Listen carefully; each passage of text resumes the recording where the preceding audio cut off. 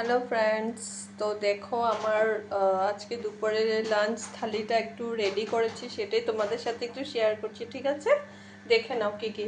এই পাবদা শস্য পেঁয়াজ দিয়ে করা হয়েছে, এদিকে তোমার ডাল করা হয়েছে, ডাল অনেক দিন পর করলাম, মসুর ডাল।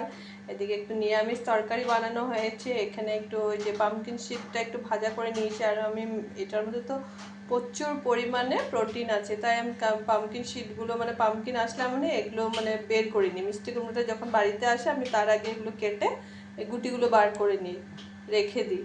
তো ওই যে এগুলো রেখে দিয়েছিলাম, তো এখন এগুলো একটু ভাজা করে নিয়েছি। আর এদিকে দেখো ভূত লঙ্কা আছে, ভূত লঙ্কা শুনতে ভয় লাগে না, ভূত ডেঞ্জার। তো এটা অনেক ঝাল, তো এটা একটু আমি ওই যে কেচিটা দিয়ে একটু ওই যে দেখো ওখান থেকে একটু কেটে নিয়েছি। আর লেবু আছে সাথে। আমার খাওয়া রেডি।